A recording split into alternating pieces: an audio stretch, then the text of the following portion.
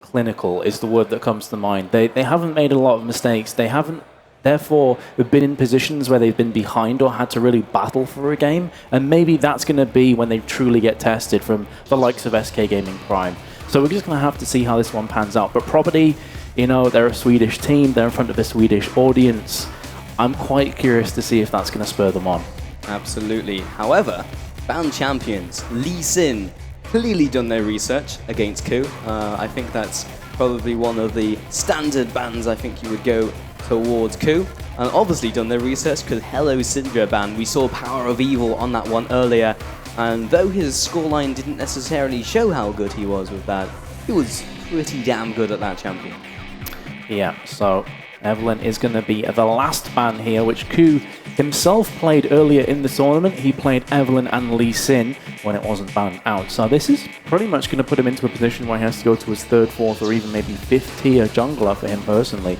But the thing about Ninja Pyjamas, they're a very difficult team to ban out. Notice they haven't banned Jax and Kayle, which have consistently been banned against Alex, pretty much. So with both of them champions being available, they have picked Kayle. So that would suggest Jax. There we go. Okay. I would be surprised if Alex didn't lock this in.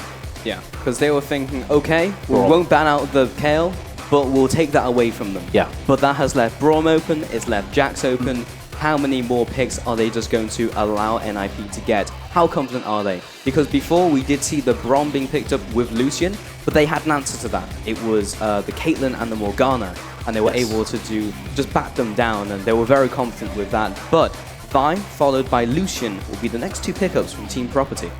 Right, and now Vi is an interesting lock-in, especially when you consider that no AD carry has been picked up yet for Ninjas in Pyjamas. Twitch has been banned, so obviously Twitch will not be playing at bot lane. So this could be the moment where Freeze picks up his Draven again. But again, if you go Draven, same problem as Twitch, you have no escapes. And that Assault and Battery is going to be smashing you down and making a very vulnerable, very easy target. Yes, indeed. So, taking their time with the next couple of picks is Ninjas in Pyjamas. They're in no rush.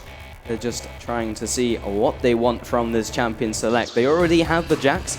No doubt going to be on Alex. It could be thrown in the jungle, could be thrown elsewhere, but that's where you would have to assume it will be going. And Braum will be in the support role, of course. And this is the third time, 3 out of 3 games they've managed to get Braum, and every time they've done well. And hello, Cogmore pick. Hello. That's the first time we've seen that this tournament, but that is a very interesting pick. I love watching Cogmore. He's such an interesting champion. Of course, there's a crazy amount of armor shred and a lot of true damage. It's just terrifying to play against, honestly. So we're going to have to see how he actually comes against this one. When I say true damage, I just meant damage. I don't know why. Well, the passive is true damage. True, yeah. That's also a good point. Thanks for saving me. Even though I kind of buried myself.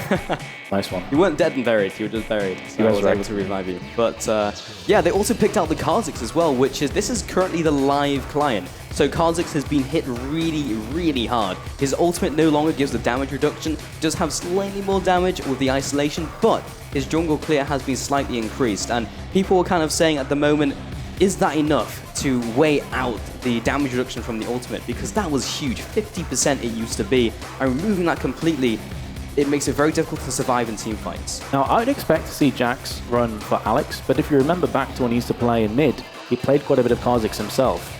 So it is a champion that he knows how to play. It has been locked in, but we did mention this before, that with both Evelyn and Lee Sin being banned away from Ku, he is going to have to drop down a few and then pick up a jungler that he normally wouldn't go to first. So I'd expect to see Kha'Zix jungle, Jax top, but you never quite know. Lulu would be a good lock-in here. Yeah, definitely taking him out of his comfort zone.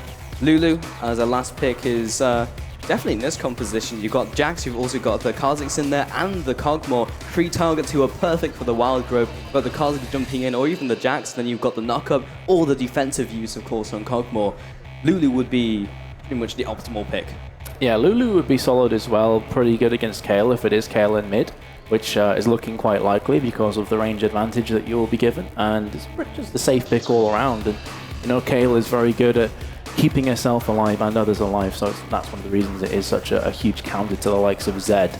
So Lulu's going to be able to just chug along, get farm, and then get to a point where she's going to lay down the law. But more importantly, and something that you did touch upon there for Cogmore as well, going through the hyper carry 80 count. Yeah, when we get to late game, he will just be dealing more damage than Lucian if they're on equal footing, and that they just have to deal with that. That's something that will happen regardless. but that means they have to hit late game, and that will be the game plan from Ninjas in Pyjamas. Not with this lineup, but NIP as like an organization have always had the team who've liked to go to late game, have had very, very long games. Will this new lineup be any different? Because you have the Jax, great in late game. Lulu will just scale with the team, Kha'Zix as well will scale up, so will Kog'Maw, and you have the Braum just being strong throughout the game and being able to protect those carries. Yeah, that's the key thing. And again, it's impressive to me that Braum's got through again. I can't believe he's not been banned out. All three NIP games have had Braum. Anyway, guys, we are going to take a closer look at some of these players who will be in this game. Flumis, you can see, will be in the support role for the team of Property. We'll be going through each and every one of these players. Yep, absolutely. So next up is going to be, I would assume, the AD carry here for Team Property, and that is going to be Vardags. Yeah, they are in order, so we will be going through the team. Vardags has been a couple times caught out, but has also been extremely strong and an influential part of this team. So next up in mid is Nyx. Again, has been extremely influential when it's come to team fights. Is of course the mid player and has done extreme work with his team. But it's all been really the rest of the team banding together. I don't think there's been one particular player who's been the big playmaker, but I think one of the crowd favorites, as you can hear down there, is Shaka. As we have seen before, he was briefly in the LCS taking over from Snoopy. So I think he's a face that people know. Yep, and finally to round up Team Property is going to be Doris, who's had two very backwards and forwards games. First time 0 and 5 on Trundle, but the second game he really stepped up to the plate and delivered on Irelia. Absolutely. So let's... Absolutely. That was a new one. But yeah, let's hop over to the other team and we'll see those players as well. But they'll probably be more familiar to a lot of people, being from the organization of Ninjas in Pyjamas. And I think even from different teams, they're kind of a mesh of different players. But first up, you can see the support player of Voidal. And we all know where he's come from. Also being showing his face in the LCS. Yeah, it is actually going to be, of course, going back with one of his former teammates of Alex Ich, which is, of course, the top laner. But next up at AD carry is Freeze. Freeze has done incredible work this tournament, and here a bit of a cheer from the audience as well. Freeze, we've seen him on the Draven earlier today, the snowballing potential, saw him go huge. We'll see if he can do the same in this game. Yeah, and the replacement this tournament due to exams for Exile, the mid laner, is going to be Power of Evil. It will indeed. We saw the Syndra being banned out against this guy, and Power of cannot fit the rest on the player card. Too scary to write down. Yeah, I mean, it was just like Power of, and then the guy just fled. That was just the end of it. He saw a Syndra play and he was just like, I don't want any more of this. But I think a well-known face to a lot of people will be Ku in the jungle. Yeah, phenomenally strong jungler. This time around, both Evelyn and Lee Sin were banned against him, so he has jumped to the Kha'Zix. And of course, that is going to leave the man himself, ex-Moscow 5, ex-Gambit Gaming, at top lane, Alex Ich. Alex Ich. That's... I think the audience know where their hearts lie, and Alex Ich, he's been incredible in the LCS, actually moving from the mid lane to top lane, so that's been a transition for a lot of people wanting to know how he really fares, and originally he did, do the top lane himself, so this is kind of going back to basics for Alex Ich. Oh yeah, definitely the case. He's been performing very, very well as well at the top lane, so it hasn't been much of a learning curve for him, as you say. He's just basically going back home again. He's been so, so comfortable. And this time around he's going to be on Jax, which again has been banned against him in the previous 2 games, so you saw him instantly go for that with the Braum. And he can make some pretty big plays. But as a reminder, guys, I don't think you need a reminder, but it's Team Property coming out from the BYOC tournament that we had yesterday, shaping up against Ninjas in Pyjamas. And just before we do start, if you want to join the Need for Seat DreamHack raffle, you give yourself a chance to win 2 Maxnomic shares of choice. That is going to be up on the screen at some point. But ladies and gents, back to business. We are now live on the Rift. Team Property in the blue corner, NIP in the red. That's all the introductions we need. You know the players, so do we. We just need to see how they perform in this game. And if you're confused about the support player, just go ahead and read his name backwards and everything will make sense. Absolutely. Well, you did just see his player card as well, so hopefully you can put 2 and 2 together. 2 + 2 = 6, Kappa. Apparently. But Ku in the jungle, just kind of chilling with Shaka at the moment. We haven't really had any dance-offs, you know, today. Often we do see some people just chill in mid lane, kind of throw out some emotes, but this is what's going to be happening with Shaka and Ku. Just going to float around in mid lane. Pretty standard, pretty much what we've seen so far in DreamHack Summer 2014. We've seen a couple of super aggressive invades that have ended in bloodshed, but at this kind of stage when everything is on the line, I mean, it's on the line for both teams here, right? Because if NIP win this, they definitely go through to the next stage. If they lose, they then are in a playoff where they have to secure their spot that way. So to save themselves a lot of bother and a lot of trouble and a lot of time, they need to win this game right here. Yeah, they'll be 2 and 1, and that will mean so will Team Property, and then we'll have the tie-break situation. But Reason Gaming as well. Yes, yes, indeed, and we'll have to play that out and see who comes out victorious. But Voidal and Freeze currently just in the bot lane. We'll see what they do in this lane. Unlikely that they'll just pounce on their prey immediately because Cockmore is not super strong in the first couple of levels. But as you progress later into the game, he really starts to ramp up in power. So, top lane, Alex on Jax up against Doris's Shyvana. Now, Doris in the first game did show himself to be a bit vulnerable to ganks. He was very aggressive without ward coverage and got punished a number of times. So I'm not sure if NIP were watching that match, but you may very well see Ku just opting to camp top. And the other thing that just happened is Alex Ich managed to catch Doris as he was heading to lane. Doris didn't even respond with any damage. So already that is just the initial harassment coming down from Alex. It's giving him the upper hand. And that is crucial. Shyvana, you would assume, would have the early game advantage, having the extra damage. But with Jax already scaling well into the late game with the rest of his team, not really the start that you would want. Yeah, certainly not. Already seeing at the bot lane that Cogmore, not surprisingly, is suffering a tiny bit. He does have a fairly slow start to the game, but will ramp up, as we said before, into that hyper carry status. And, you know, Freeze is the kind of AD carry as well that he likes to play immobile, high damage threats like Draven. So he knows positioning is good. He knows given half a chance he will decimate the enemy team. So it is definitely one to watch out for here for Team Property. Yeah, Property's time to shine is kind of early mid-game. That is where they need to make the plays. Past that, it's all about NIP, and it will be not only an uphill struggle, but it will be like a 90-degree angle that you have to try and scale to try and defeat NIP at that point. So the clock is ticking for them, and 3 minutes into the game, that's not something that you want on your mind. Yep, and that could potentially get Ku interested at the bot lane, but there is Alex just trading off against Doris, gets the counter strike and also the leap strike on his opposite number. Nice start binding at bot from Flumis actually to catch Cogmore out. Not just doing the damage, but also stopped him from getting a couple of CS.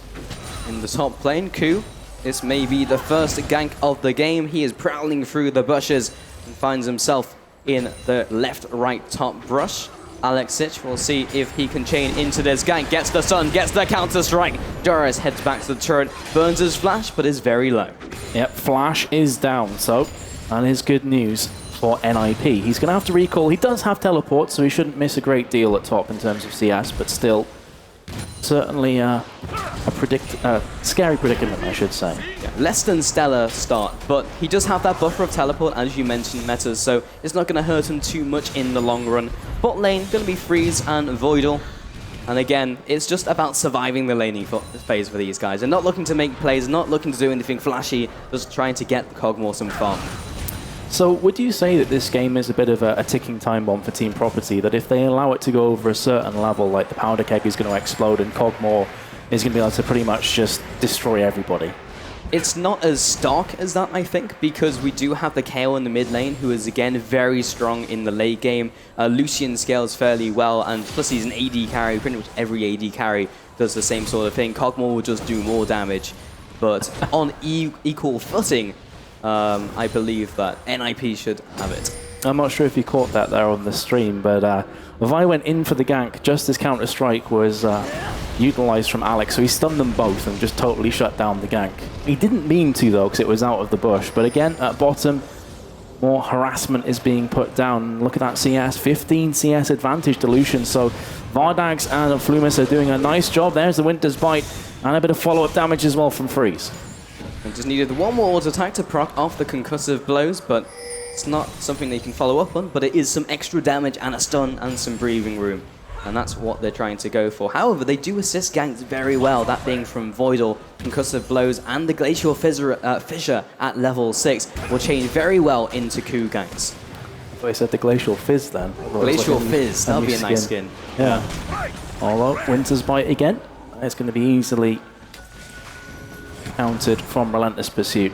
Coup is down towards the bottom lane though, and Vi, in kind, Shaka is moving his way in. So this could quickly turn into a 6-man 3v3 at bottom. Certainly one to watch out for. Both junglers clearly reading from the same hymn sheet.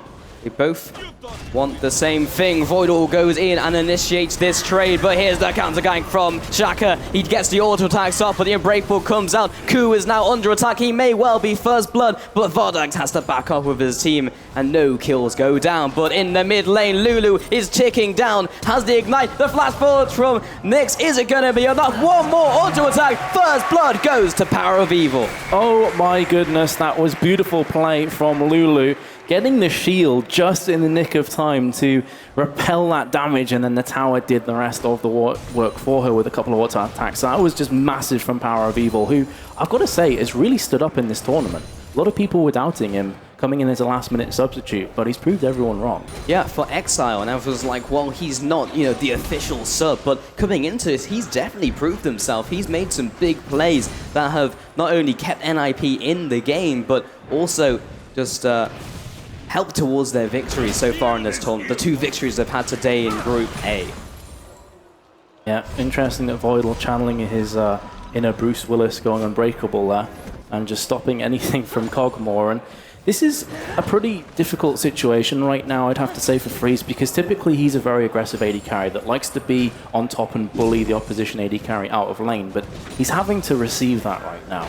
He's doing a decent job of hanging on in there, but he is falling further and further behind on CS. It's a different playstyle, honestly, from what we've seen so far from Freeze, and that's interesting, because even in AD carry, you have the farm-centric AD carries, and you have the more brawly AD carries like Graves and Lucian, and even Twitch to some extent, who want to get into the action rather than just have it be a farming frenzy. But that's the playstyle that you want to go for. And that was a nice fake out by Vardags and Flumis just to bait out the Unbreakable from Voidal, so they might have a small opportunity to make some lasting damage happen.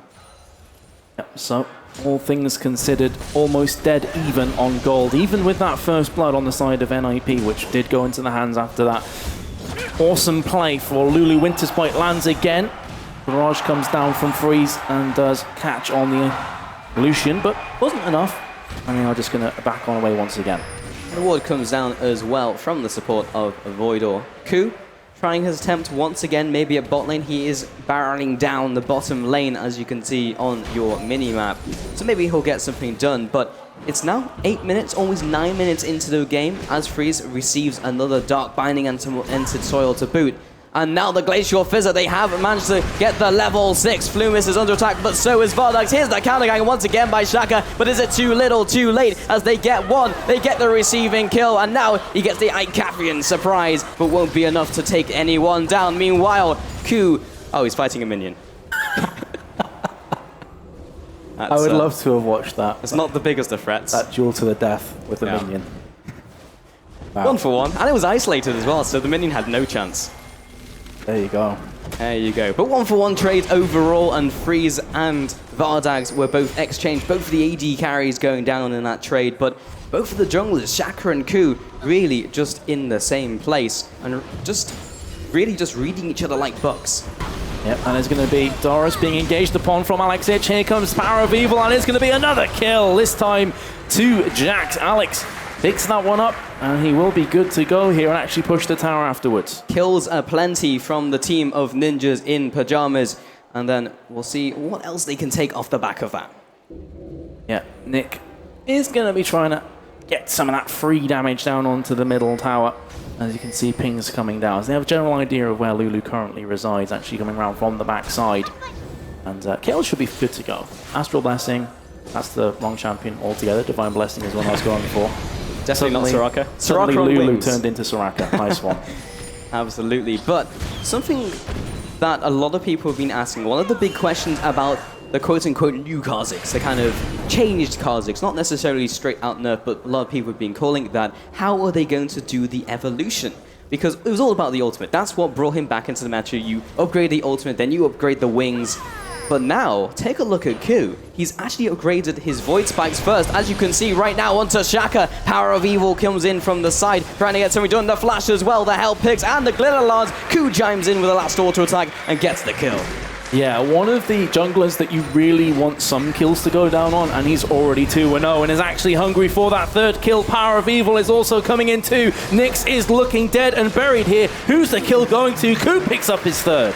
Ku 3-0-0 has the Spirit of the Elder Lizard and has already upgraded those spikes for the AoE damage, and typically you'd say that's interesting because he's not in the lane, he's not looking at the wave clear, but gets into a fight, has the extra scaling. It's a high scaling from AD, so if he's looking for a damage-centric build, he's not just looking for one target, he's looking for many. Glacial Fizz are completely negated by the Black Shield. And that right there is the power of Morgana. And he did kind of telegraph that, to be fair, like jumping into the air. And it was a no-brainer. Also nearly max range, so Flumin's had all the time in the world to react to that. Yeah, could have just stood still and casually just clicked on the Black Shield himself. Pretty much. Yeah, and Voidal in the bot lane gets the ward into the bush. And that was Shaka trying to get the gank off. And has now walked into lane, but wasn't in range for the ultimate. But as soon as you do land one ultimate, the point and click Assault and Battery, then you can just immediately follow up with the Dark Binding, as they're only going to be in one place, and that should be enough time to make sure they're dead. So let's have a look at top as well. Not only does Alex have himself a kill, but he's 37 CS ahead of his counterpart, or in fact 33 now. So he is a long, long way ahead, now engaging upon Doris, who's in all sorts of trouble. He does have his flash and his ultimate, but will be forced away from the CS. Doris is really in dire straits. He's having flashbacks to the first game we saw today from Team Property, who just had the top lane kind of collapse, but the bot lane falls and the flash forwards by Flumis gets the soul shackles down, and Shaka is also here to land the assault battery onto Freeze. Surely he's going to be falling here. One more auto tag will secure it, make that the Vault Breaker from Shaka.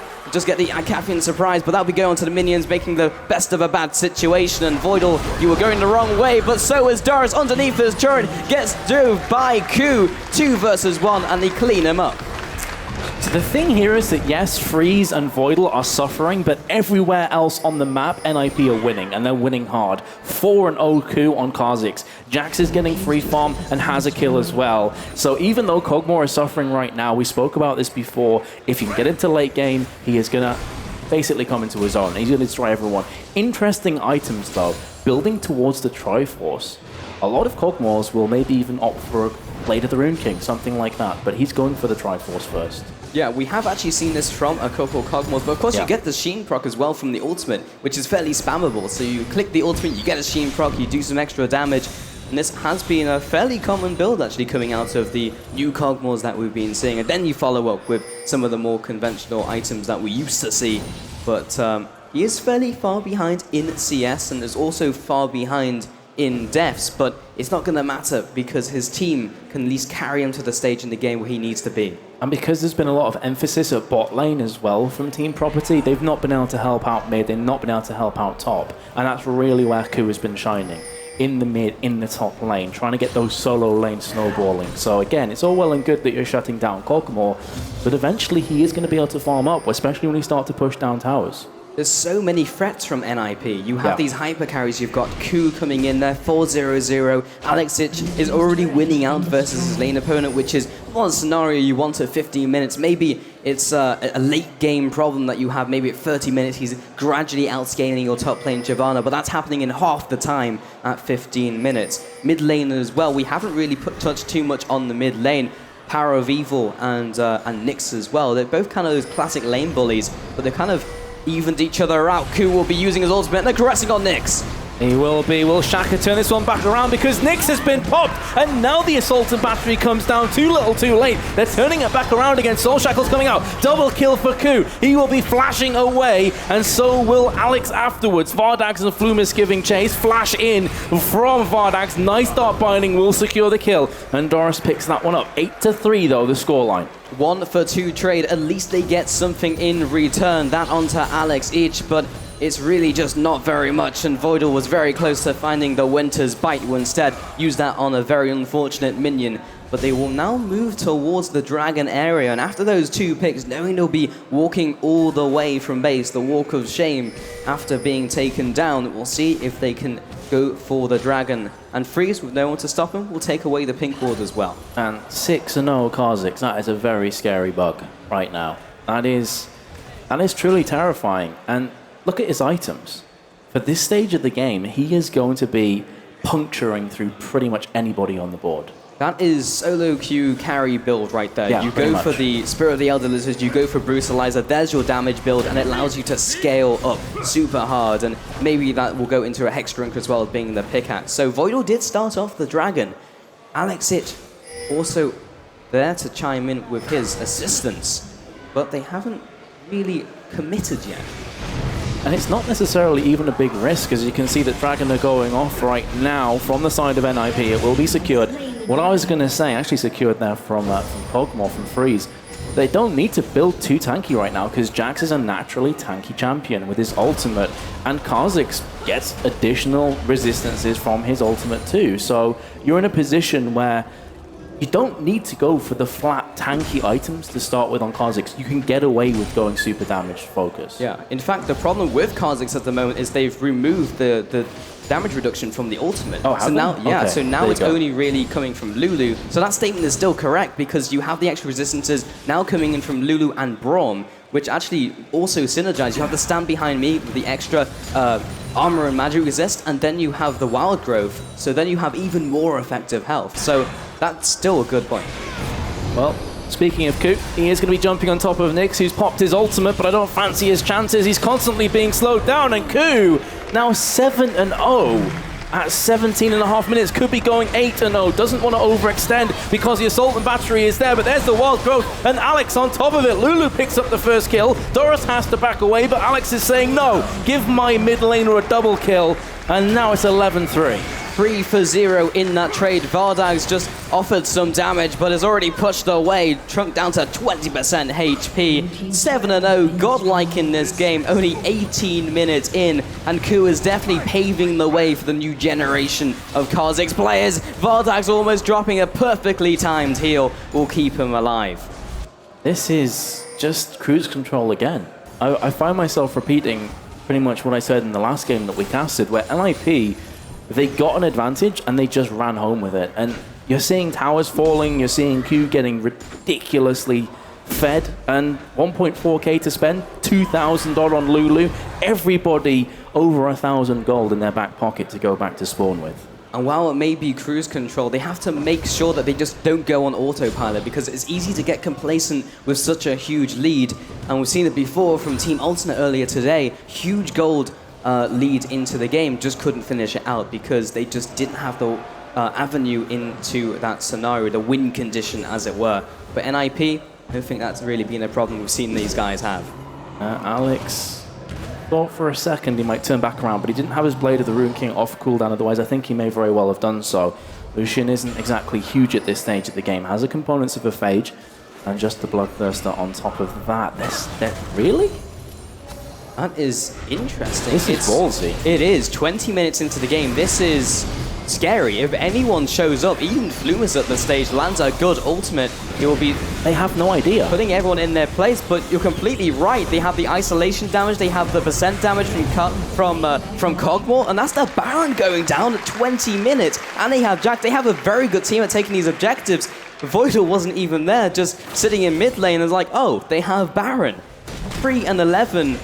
And they're just up against the wall. They have so many objectives down, and now just even further behind with those effective stats from Baron buff. Well, they say fortune favours the brave, and in that circumstance it certainly did, but it was a calculated risk, I would say, from NIP. They knew they had the damage. They were pretty confident that Team Property had no wards, because they do have a pink, or 2 pinks actually, around the Baron Pit area. So both of them combined just makes them say, hey, we got this. And Alex Ich is just closing in for the kill onto Nyx. He does get the flash over the wall, but the Winter's Bite will keep him in place. And Nyx is just going to chill with Alex Ich for a bit as he just bats him over the head and takes him down. Scumbag Alex. Having a good laugh before he puts you out of your misery. Who wants a piece of the champ? Definitely not Nyx at this stage. Shaka, Vardags in the mid lane, the only defenders against Freeze and Power of Evil, who are basically an army in themselves. As Lulu just spins around in a circle. Not the most threatening of armies, but when they start hitting you, definitely more so. Well, they've got a very threatening Kha'Zix to contend with. Oh, Shaka. Okay, then. That was... well, the Wraith sure weren't worth it. He is going to survive for a few more seconds. That's Ku to secure that kill. And now, potentially, going to be tower diving. No, they've opted against it for now. They do have Baron, though, so here comes Ku again. That will be forcing Vardags to flash away, but they're going past the second tower. And now Voil says, okay, enough's enough. Let's take the objective. It looked bad, and then it looked almost good as he got the ultimate over the wall, and then it looked bad again. It looked just as bad as he jumped into the Wraith Pit, and he will be taken down, and that in turn means his inhibitor turret will be falling, followed by the inhibitor, and nothing has really stood in the way of Ninjas in Pyjamas in this game. They have just looked incredibly strong, and on paper, they were the favorites from a lot of people, and they're showing exactly why. Alex Ich, 1 versus 3, he's got the backup of his team. Ku now 8-0, the legendary bug is here to mop up the low health targets, and Shaka is really not tanky at this stage at all, has opted towards the tanky defensive iceman form of the jungle items, but that poke coming through from the evolved spikes from Ku as well. This is going to go down, and they just have to concede turrets. They cannot go for a last fight because that will result in the game. And the terrifying thing as well about Ninjas in Pyjamas are they have no weaknesses. Their entire team is just stacked. Like, we saw NIP Freeze on Twitch went astronomically huge, and then on Draven he played well. This game hasn't been as good for him, but that's because of all the focus that was put towards him. And then Alex and also Ku just step up to the plate and say, okay, our AD carry struggling, we'll carry the game instead. Oh, that was... What the? Wait, did that go on cooldown? It did as well, and it didn't follow him. So not only did it drag him, because he kind of got usage out of the ultimate because he started moving towards the target, but because you cannot actually interrupt a person in the last half second of the recall, it just cancelled it. I've never seen that interaction before. Well then. Outplayed. That just happened. Get outplayed by Planned. the recall button. Calculated. And it went on cooldown, so Shaka must be a bit salty. A bit. PJ Salt. Sad panda. Yeah. Instead, they're going to be turning on to Dragon and getting more objectives down middle. Inhibitor is down, so the super minions are going to have to be contended with right here from Team Property. They are currently 1-1 in the group stage. They need this game to put themselves in a 3-way tie. If NIP win this, they go through with Reason Gaming. And I'm tentative about calling it here and being like, this is NIP's game. I think they're going to finish it out. Because cast your mind back to game 1 of the tournament. We said that. We said they were done and buried, and then they almost came back into the game as Vardags takes some hits. Also gets locked up by the Fissure as well. He'll be taken down. Ku remains legendary, looking for a second. In fact, that will be going to Power of Evil as they look towards their next kill.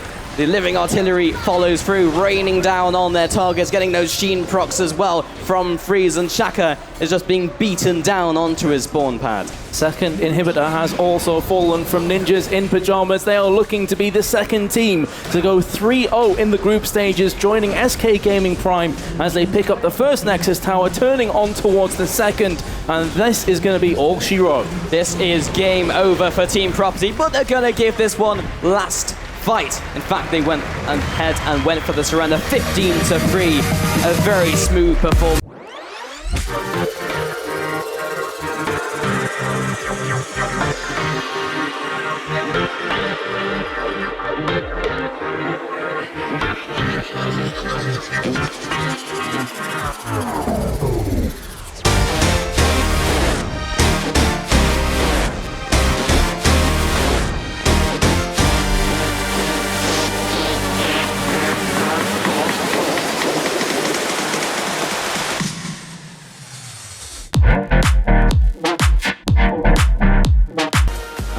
it was a cracker of a last game. And also, there will be a sigh of relief from Reason Gaming, because NIP winning puts them also through, and they will go against SK Gaming Prime, I believe. They're second, SK Gaming Prime were first. So it will be SK Gaming Prime up against Reason Gaming, and Faculty will be playing off against NIP. They will indeed. In the semi-finals. Yeah, so we have all that to go on day 3, in fact, of the DreamHack League of Legends tournament here live at the venue in Jönköping, Sweden. And I'm Richard Polskau. I was joined by Vince Meadershill, and we will be back tomorrow as well. But before we go, I believe we do have an interview gearing up on stage, but we're going to wait until we get the call on that one. So we'll see when that's available. We've been told to keep talking. So we have. So we will. How are you doing? Pretty good, mate. Had a good day. It's been a good day of League of Legends. We've had some awesome games. Both days, actually. The first game was probably the best, I'd say. Yeah, in terms of action and how end-to-end it actually was. So it's been a real pleasure to cast this tournament so far. As we said before, semi-finals will be coming up tomorrow, and the grand finale, all best of 3 in format. They will indeed. And Ninjas in Pyjamas went 3-0. So did SK Gaming Prime. We'll see how those two teams match up against each other. But anyway, guys, I think we're just about ready. We're going to send it over to Stress on stage, who's standing by with a player for an interview. So we will see you tomorrow, but stick around for the interview. We'll see you tomorrow. Hey guys, thank you very much to Paulson Metters up in the caster area. I'm Stress alongside Alex. He's a very familiar face to everybody here at DreamHack. Congratulations, Alex, on making it out of Group A, 3-0. How did you feel today's games went? They look pretty comfortable from your side. First game of the day, our early game was a bit shaky. I think we failed a lot, like almost everywhere, but then we grouped up and played as a team and won. And other games we already got used, and we knew what to do and what our enemies will do, so it wasn't that hard. Yeah, I was going to say, one of the things coming into this tournament was that you guys are using Power of Evil. You've been using Exile in other tournaments. I was wondering how he's kind of fit into the NIP family here as you brought him into DreamHack. So we practiced with Power of Evil a couple of days. Like, we know his strong sides, so it suits us pretty fine, and we're just abusing his strong sides and strong heroes. Yeah, you had an amazing game on Syndra earlier today, and one of the things I wanted to get your thoughts about was, I saw an interview you did earlier today where you said that currently you're not liking mid lane, and obviously you're in your top lane role now. I was just wondering if I could get your thoughts on the comments you made about mid lane and why exactly you're not, liking the mid lane role now. I think at the moment it's too risky to play aggressive mid lane because of junglers. And overall, you need really huge jungle pressure to actually do something yourself at mid lane. So every time I try to go aggressive on mid lane, I usually die to jungler. When I play in solo queue lately, because I haven't played for 1 month already, and that's why when I tried to play it after I stopped, I understood that my skill is not enough, and it will take side time again to play mid, and I don't really like it because I don't know, I find it's much more fun to play heroes like Jax and Shyvana that can just jump into 5 people and not die in one shot. Yeah, you certainly were effective on that, the champion start of the day. Well, I'm going to let you head back to your team because you've got to prepare for tomorrow's semi-final against Faculty. So thank you very much for your time, Alex, and rest up well for tomorrow's semi-finals. But that's actually it for today, guys, as we head back, I believe, to the end of the day here at DreamHack. I want to say thank you to everybody for tuning in. Thank you to the crowd as well, all of our teams. And we will see you tomorrow with our semi-final games. It's going to be SK Gaming Prime going up against Reason Gaming, and also Ninjas in Pyjamas will be facing Faculty tomorrow to see who is going to be in the DreamHack Summer Grand Finals. Thank you very much for watching. We will see you tomorrow.